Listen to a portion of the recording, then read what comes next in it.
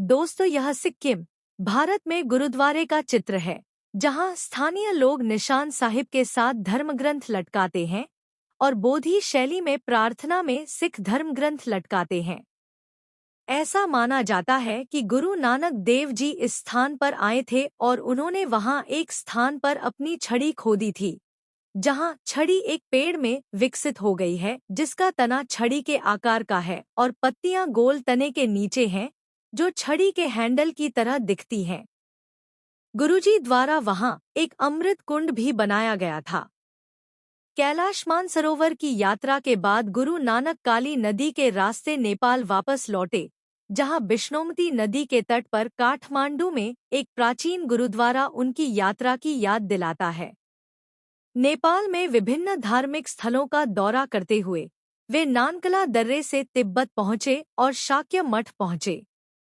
कर्मापा संप्रदाय के तिब्बत के पहले राजा को तब तक गेलुक्पा संप्रदाय ने पदच्युत कर दिया था, लेकिन वे अभी भी इस मठ पर कब्जा किए हुए थे।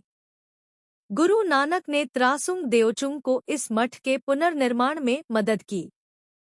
त्रासुंग देओचुंग ने उन्हें एक वस्त्र देकर सम्मानित किया, जो लाचेन गोम्फा में सुरक्षित है।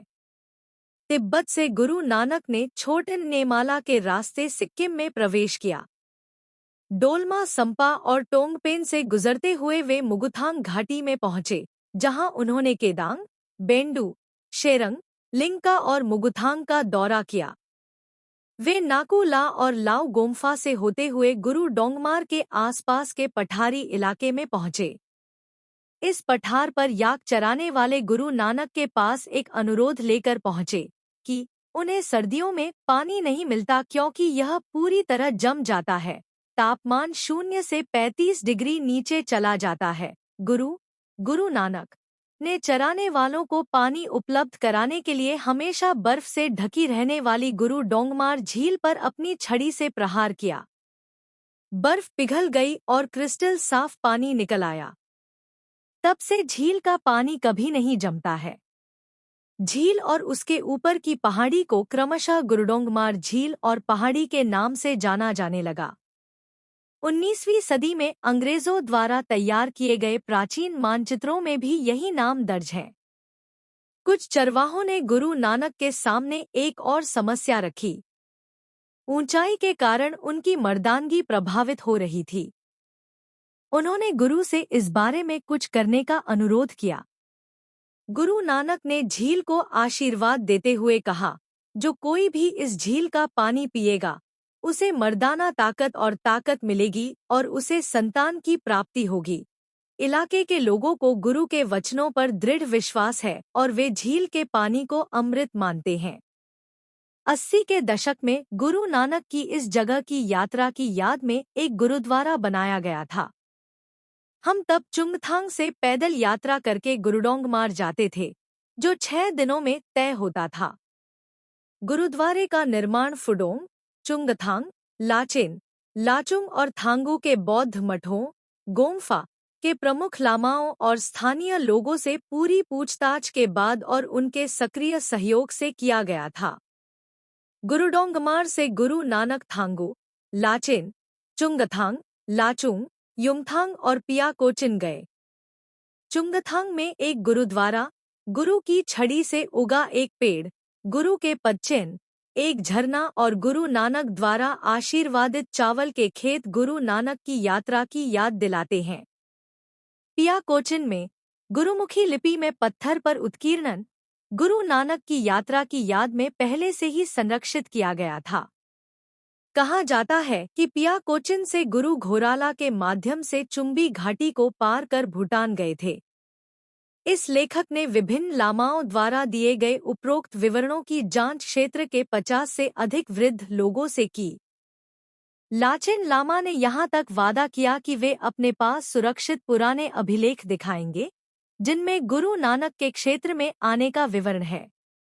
1987 में 3 महीने से अधिक समय तक झील से सटे ऊंचाई पर एक निरीक्षण चौकी अधिकारी के रूप में रहकर और बाद में आसपास के अन्य क्षेत्रों में रहकर लेखक ने गुरुद्वारे के विकास की देखरेख की। सभी धर्मों के लोग झील के पास उमड़ पड़े और बौद्धों का झील पर नियमित मेला लगता था।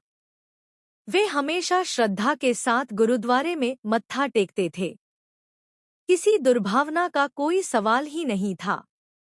1989 में गुरुद्वारे को छूते हुए एक हिंदू मंदिर का निर्माण किया गया था, लेकिन आपसी सलाह-मशविरे के बाद जल्द ही इसे हटा दिया गया।